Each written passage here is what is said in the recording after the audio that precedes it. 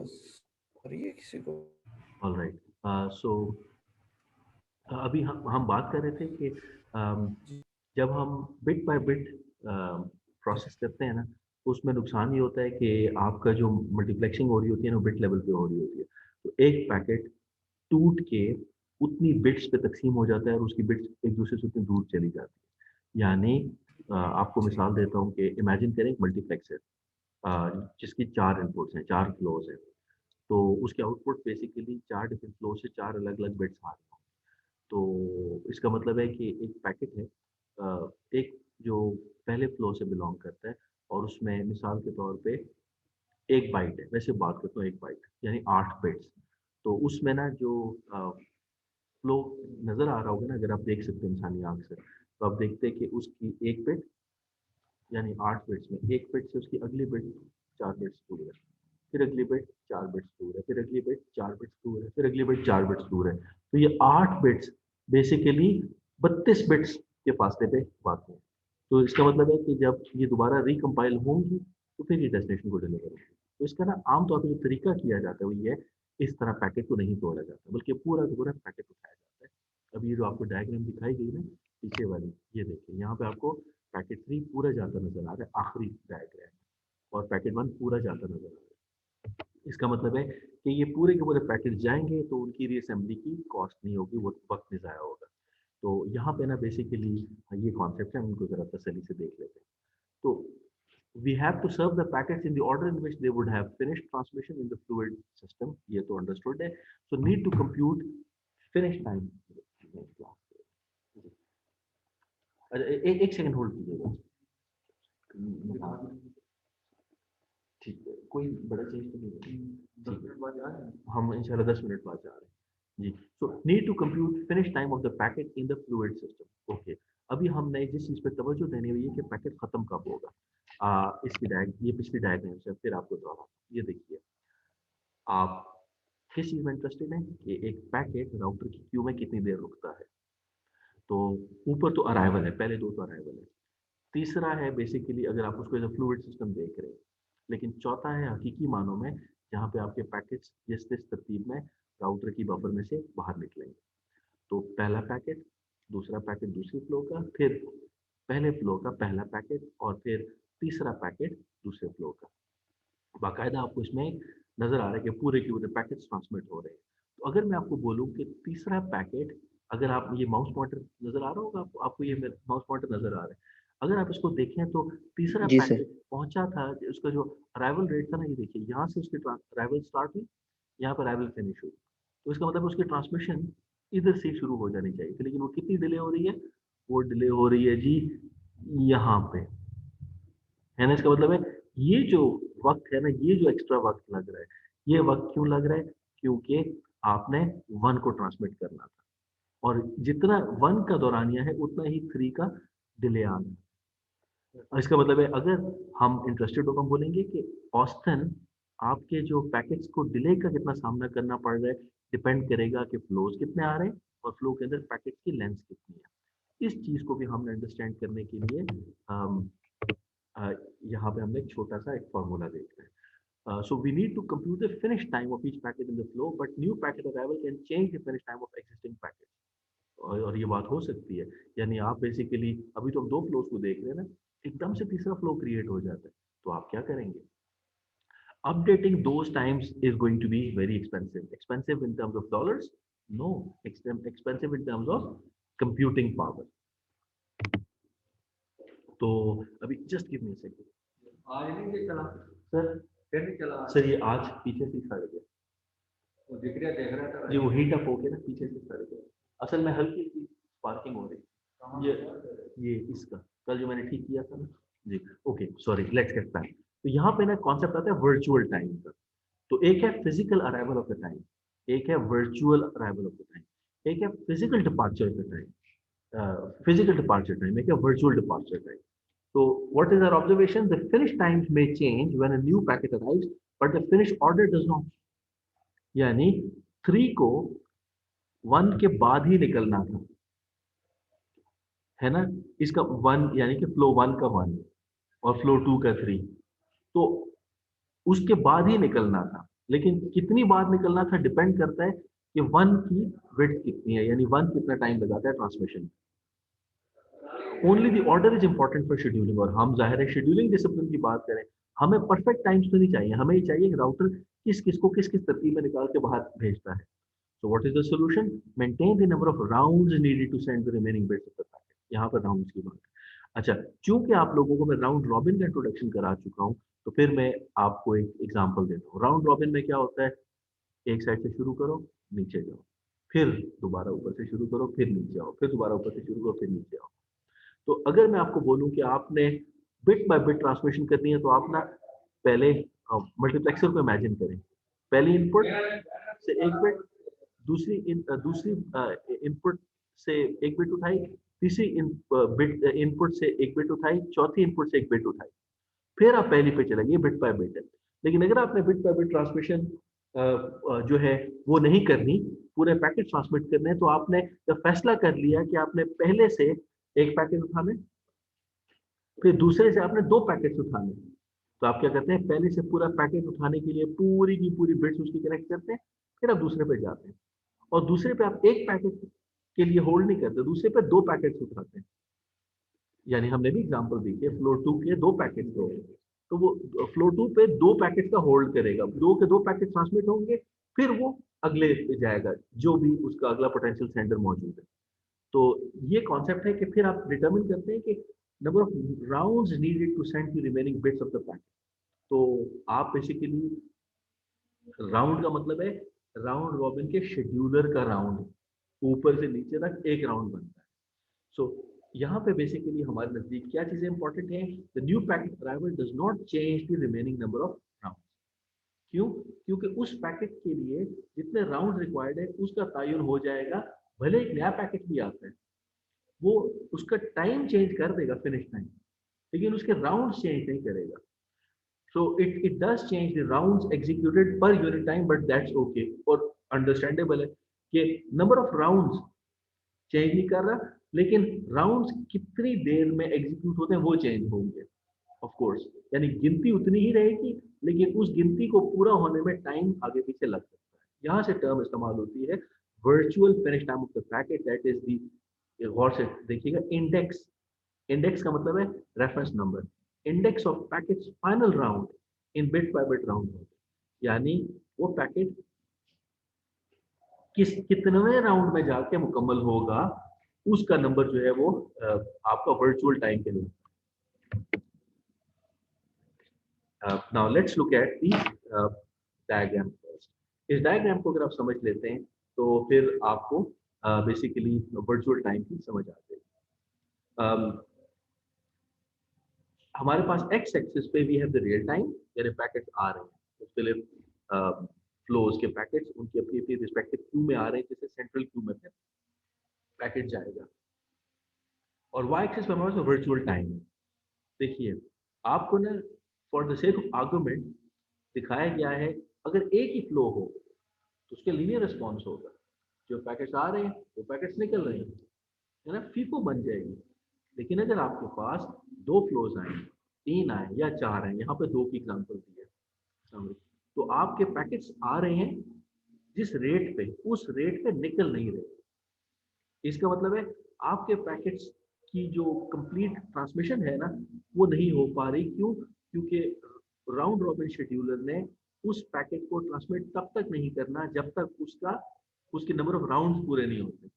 Number of rounds पूरे करने के लिए उसने बाकियों को भी तवज्जो देनी है, क्योंकि आपके फ्लूइड डायनामिक्स में सिस्टम के अंदर जो पैकेट ट्रांसमिट होंगे वो सबके बराबर होने चाहिए। आप 3 को प्रायोरिटी नहीं दे सकते 1 और 2 के मुकाबले में, है ना। तो इसका मतलब है आपके पास जो फॉर्मूला बनता है वो है डेल्टा वीटी ओवर टी, यानी rate of change of virtual time. वो डिपेंड करता है बराह रास्त चैनल कैपेसिटी क्या है और नंबर ऑफ फ्लोज कितने हैं। यानी अगर आपको याद हो, 5 से 6 स्लाइडों पहले जो चीज हाइपोथेटिकली डिस्कस की थी कि आपके नंबर ऑफ फ्लोज किस तरह से चैनल कैपेसिटी को शेयर कर रहे होते हैं, तो उस चीज को यहाँ पे आपको विजुअली दिखाया जा रहा है।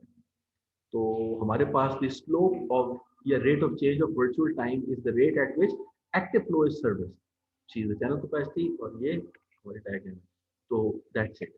अच्छा, आइडियली जितना अच्छा शेड्यूलर होगा, जितना राउटर के अंदर प्रोसेसर तगड़ा होगा, इंटेल का होगा, क्वाड कोर होगा, 16 कोर होगा, उतना आपका ये जो स्लोप है वो 45 के एंगल पे रहेगा। यानी 90 का हाफ 45 होता है ना, यानी एग्जैक्ट लीनियर रहेगा। और लेकिन जितना आपका प्रोसेसर स्लो होगा, आपका ये स्लोप जीरो के उतने करीब आता जाएगा, यानी 45 से कम होता जाएगा। तो यहाँ पे हम फिर क्यूइंग के इम्प्लीमेंटेशन को एक मैथमेटिकल फॉर्म में देखते हैं। और अगर ये समझ आ जाता है तो I think we are going to make a very good understanding of fair queuing.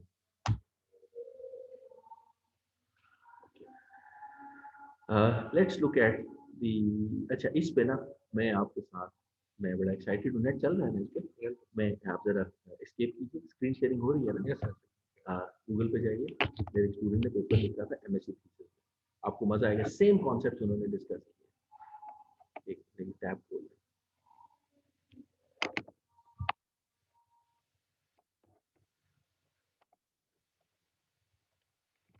यहाँ पे जाएं scholar.google.com।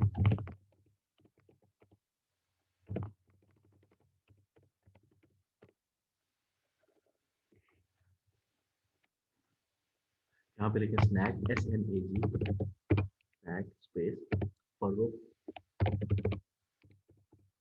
फर्रो, आगे लिखे हमाद, ये पेपर, ये नहीं, यहाँ से खोल आपको पीडीएफ मिल जाएगी। ये आर्टिकल, ये मेरे सर सिर्फ स्लाइड ही शो हो रही है, जो आप लिख रहे हैं वो नहीं शो हो रहा।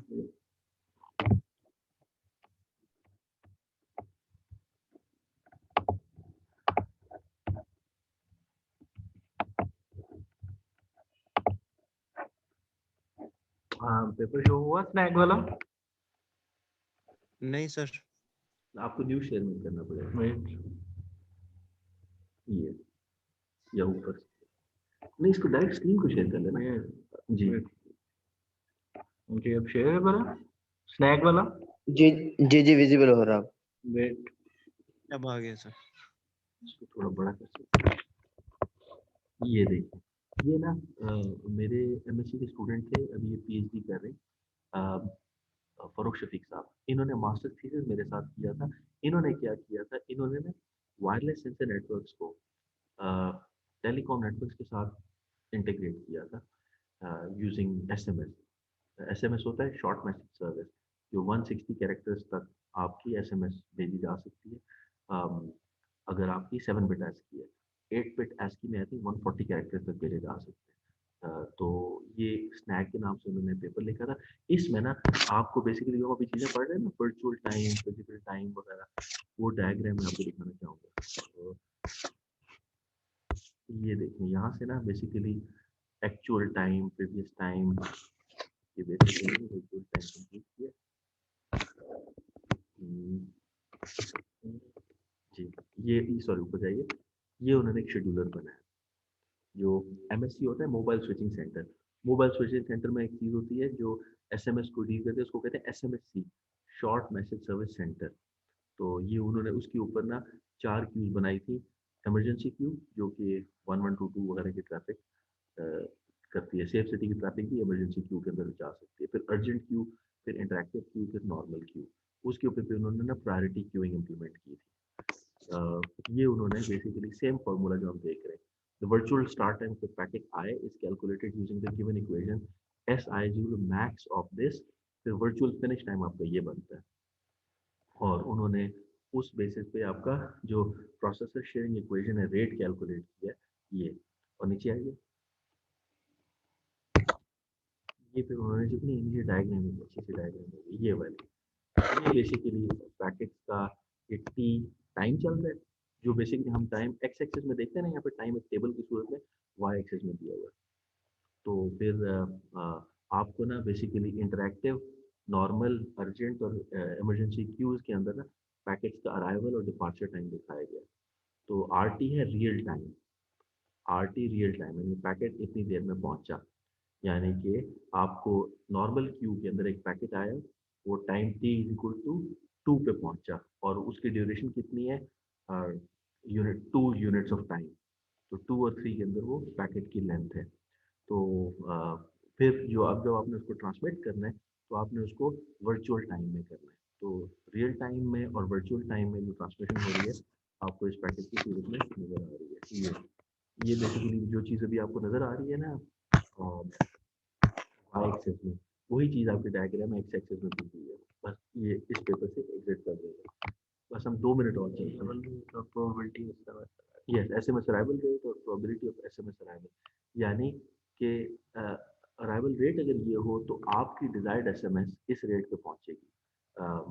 ये बुनियादी तौर पे आपका basically emergency Q, urgent Q वगैरह में रेट के हिसाब से चेंज होगा। बस that's it।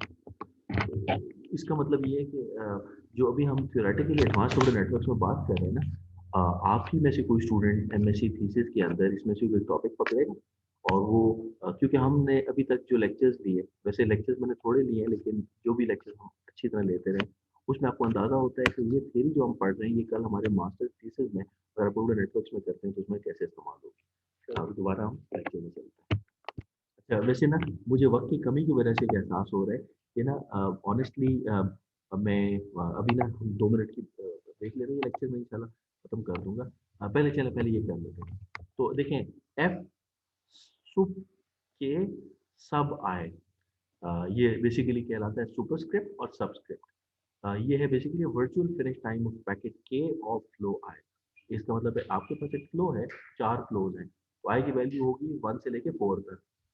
और अगर हर फ्लो में आपके पास 2-2 पैकेट्स हैं, तो पैकेट के है कौन सा वाला पैकेट, के फर्स्ट पैकेट या सेकंड पैकेट, ए सुप के सब आए, the arrival time of packet के ऑफ फ्लो आए, एल बेसिकली लेंथ है। तो बेसिकली ये है पैकेट पहुंचा कब और उसकी ड्यूरेशन कितनी है, इसमें कितनी बिट्स है। तो आपको वर्चुअल फिनिश टाइम होगा बेसिकली पैकेट के जिसकी लेंथ एल है, फ्लो आई वो होगा एफ सुप के प्लस 1, यानी के प्लस एल नहीं, के प्लस 1 है। ये बेसिकली शो कर रहा है आपका फिनिश टाइम के प्लस 1, यानी अगले पैकेट का स्टार्ट टाइम पिछले पैकेट का फिनिश टाइम है। के प्लस 1 आए मैक्स ऑफ, ये एक बेसिकली पैकेट की अपनी लेंथ, जाहिर है कि पैकेट की लेंथ मैटर करती है, और उसके साथ मैक्स फंक्शन है। मैक्स फंक्शन बेसिकली क्या है, उसका वर्चुअल टाइम ज्यादा है या उसका उसका वर्चुअल उसका वर्चुअल टाइम ज्यादा है या उसका वर्चुअल फिनिश टाइम ज्यादा है, या उस उसके अराइवल रेट की वैल्यू क्या है। एक्चुअली वी, मुझे थोड़ा सा इधर वी मिस कर रहा हूँ। यूजुअली आएगा ना वर्चुअल टाइम पिछले पैकेट का वर्चुअल टाइम क्या था, क्योंकि वर्चुअल टाइम राउंड्स पे डिपेंड करता है, तो उस वक्त डिटरमिन होगा कि पिछले पैकेट का वर्चुअल टाइम क्या है। तो पिछले पैकेट का वर्चुअल टाइम और पिछले पैकेट का फिनिश टाइम और इस पैकेट की लेंथ डिपेंड करता है कि आपके पास अगले पैकेट का फिनिश टाइम क्या होगा। तो जो प्लस 1 है ना, बेसिकली वो अगर आप एफ फिनिश टाइम ऑफ के करते हैं ना, तो आपको इस एक्सप्रेशन में पिछले पैकेट का वर्चुअल टाइम और पिछले पैकेट का फिनिश टाइम -1 के साथ करना पड़ता है। तो उधर के प्लस 1 नजर ना आता बल्कि के -1 नजर आता, चूंकि आपने लेफ्ट हैंड साइड पे के प्लस 1 रखा तो आपको राइट हैंड साइड पे के रखना पड़ा, वरना अगर आप लेफ्ट हैंड साइड पे के रखते हो तो राइट हैंड साइड पे के -1 रखते। तो बहरहाल इतना मैंने अच्छा एक्सप्लेन नहीं किया, लेकिन इस पे ना अगर हम जो मैंने पिछली एग्जांपल दिए, पिछली एग्जांपल में अच्छी तरह समझ आ गया, उसमें आप number of flows, length of the bits और देयर अराइवल टाइम्स के बेसिस पे करें तो ये फॉर्मूला आपका आराम से इंटरप्रेट हो जाएगा। तो यहाँ पे हम बस 1 मिनट और कंटिन्यू करते हैं, I think we'll get late, यहाँ पे हम रुकते हैं। तो यहाँ से ना बेसिकली आखिरी स्लाइड है बस, उसके बाद ये ना ये बेसिकली ये जो ब्रिस्को है ना, इसका पेपर बहुत इंटरेस्टिंग है। वो ऐसी बातें करता है जो कि बेसिकली ये ब्रिस्को का पेपर आप में से किसको मिला हुआ है?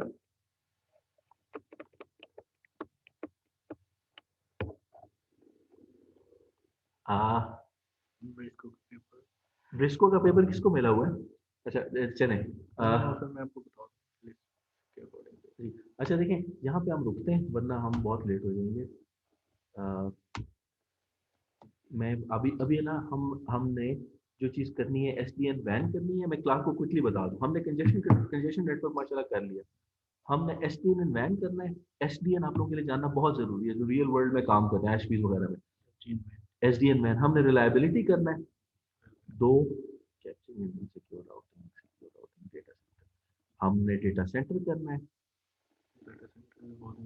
डेटा सेंटर बहुत इंपॉर्टेंट है, ये 3 कर लें तो काफी है इंशाल्लाह। एसडीएन, रिलायबिलिटी और डेटा सेंटर, ये रियल वर्ल्ड में प्रैक्टिकली बहुत ज़रूरी है। वरना तो तकरीबन प्रोफेसर ब्राइटन के ना तकरीबन 7 एक लेक्चर और रहते हैं। वो 7 लेक्चर अगर हम कवर कर रहे हैं तो हमें तकरीबन कम से कम 7 हफ्ते और चाहिए। लेकिन आई थिंक कि हमने इस दौरान में प्रोफेसर ब्राइटन का जो लेक्चर्स लिए हैं ना उसमें हमारे 2 या 3 हफ्ते लगे हैं, 2 हफ्ते लगे, जिसमें हमने उनकी वो जो समर था हिब्रू यूनिवर्सिटी वाला उसको अच्छी तरह समझा है। और अगर आप में से उनके जो कीवर्ड्स हैं आप सब याद रखें, उसका आपको फ़ायदा ये होगा कि मैंने उसके बेसिस पे चूंकि एग्जाम लेना है, अगर आपको कोई कॉन्सेप्ट उसमें समझ नहीं आता मुझसे कबल अज़ वक्त पूछ लें ताकि मुझे पता चले कि हाँ स्टूडेंट्स ने वो कीवर्ड्स नोट किए और ये मुझसे सवाल कर रहे हैं। तो अभी हम यहाँ पे ख़त्म करते हैं और फिर इंशाल्लाह आप सबसे अगले हफ्ते मुलाकात होगी। मैं कोशिश करता हूँ 1-2 रिकॉर्डिंग्स आपको पहुँचा दूँ इंशाल्लाह। अस्सलाम वालेकुम। आप कुछ कह दीजिए। अच्छा सुन रहे हैं सर साबित भाई? हेलो।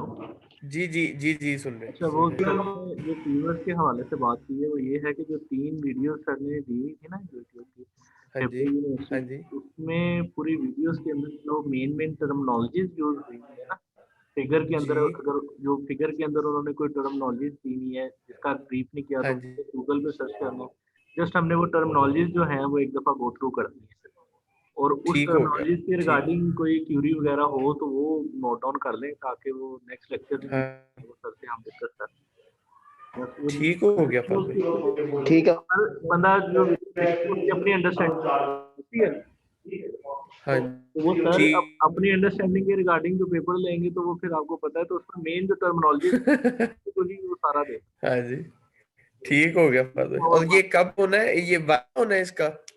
हाँ बाकी अभी नेक्स्ट फिर होगा और बाकी कोर्स के हवाले से मैं सर से भी मैं हम्म फाइनल का आपसे शेयर कर देता हूँ ठीक है और आपसे भी राय ले लूँ हम्म फाइनली। हो गया फादर भाई, अभी बात भी करता हूँ मैं आपसे ना हाँ फोन हाँ पे बस ये उसके जरा मीटिंग के सर के बाद। साथ जा रहा हूँ नमाज के लिए फिर उसके बाद फाइनली ठीक हो करके तो जो भी होता है वो ठीक हो गया कर फादर, लेते हैं ठीक है नोट इशू। डन हो गया। ओके ठीक है ओके फाज भाई, बहुत शुक्रिया और शेयर कर सब हाँ कुछ। हाँ बाकी सारे अल्लाह लेक्चर हाफिज। रिकॉर्ड हैं वो मैं शेयर हाँ जी जी, और जी नहीं जो ओ भी कंक्लूजन फाइनल निकले कोर्स से हाँ हाँ रिलेटेड। वो इंशाल्लाह अपना हाँ श्योर मिलकर करेंगे वो जो भी होगा ओके जी, अल्लाह बहुत हाफिज। बहुत ओके।